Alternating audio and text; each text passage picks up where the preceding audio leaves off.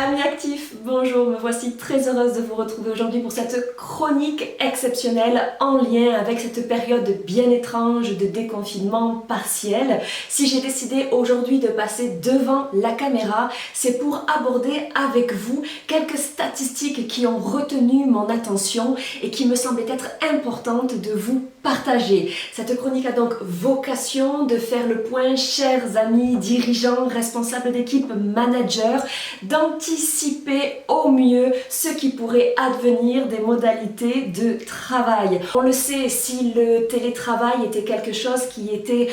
jusqu'à l'année passée partagé dans le cadre d'avis favorables pour certains qui estimaient que cela permettait une productivité accrue de la part de leurs salariés qui pouvaient se concentrer de meilleure manière que dans les open space par exemple. Il y avait également ceux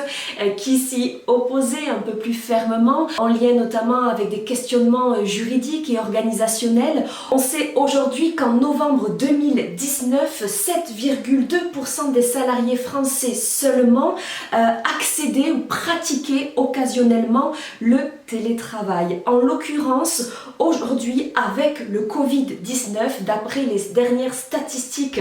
mises en lumière, c'est 30% des Français salariés qui auraient basculé en télétravail en l'espace de quelques semaines. Cela étant dit, aujourd'hui, des études tendent à démontrer que les salariés sont effectivement très positif eu égard à cette idée de télétravail, pour peu que l'on respecte bien sûr des conditions de travail plus appropriées que celles qui étaient les nôtres jusqu'à présent, notamment avec la présence des bouts de chou au sein de la maison. Alors pour le coup, en termes de statistiques, et c'est ça qui me paraissait important de vous communiquer aujourd'hui, c'est que 71% des personnes qui n'avaient jusqu'alors jamais travaillé via le télétravail aimerait aujourd'hui travailler à distance à minima une journée par semaine. Ce qui est intéressant sur cette première statistique, c'est que 79% des salariés qui voudraient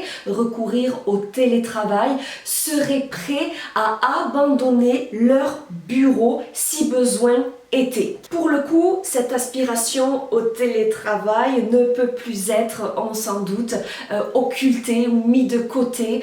par toutes les équipes de ressources humaines qui vont bel et bien se retrouver confrontées à cette évolution des mœurs stratégiques. Et pour le coup, la question qui se pose, c'est de savoir si nous allons ou pas assister à une révolution du télétravail dans les entreprises française. À ce titre, autre statistique qui me semblait importante à vous communiquer, c'est que certains collaborateurs seraient convaincus à hauteur de 51% que leurs employeurs seront effectivement disposés à valider leurs requêtes. Pour le coup, inversement, seulement 36% des personnes interrogées dans le cadre de cette étude ont estimé que cette période de confinement et de télétravail serait bientôt mise de côté au profit du traditionnel mode de fonctionnement en raison des principaux freins qui ont été mis en lumière, là encore, par cette étude qui est extraite entre autres d'un article relaté par Talk Spirit. Et pour le coup, ce serait la culture du présentiel à hauteur de 39%, qui ferait que, quel que soit le secteur, même si le télétravail était rendu possible, où les dirigeants souhaiteraient qu'effectivement les collaborateurs réintègrent massivement les entreprises. Bien sûr, pour 38%, c'est la lucidité quant au fait que le télétravail reste malgré tout incompatible avec un certain nombre de métiers. Et pour le coup, 36% du panel interrogé estiment qu'il n'y aurait aucune raison certes valable, mais que les dirigeants s'y opposeraient fermement, et que 17% pensent que leur manager, leur responsable, leur dirigeant d'entreprise refuserait de poursuivre le télétravail en raison d'un certain manque de confiance. J'avais donc à cœur aujourd'hui de vous partager ces statistiques parce qu'il me semblait important de vous offrir des pistes pour que vous puissiez anticiper vos réorganisations stratégiques de la meilleure manière possible. Et si jamais, bien sûr, vous vous sentez seul dans cette aventure, Si vous avez besoin d'un soutien extérieur, d'une analyse bienvenue et bienveillante, je serai bien sûr à votre disposition pour pouvoir en échanger et faire en sorte d'accompagner au mieux le changement et d'accompagner au mieux cette transition de retour vers l'emploi. Et si jamais vous avez besoin, sachez que Tremplin Carrière a créé toute une panoplie de fiches pratiques qui ont pour vocation d'accompagner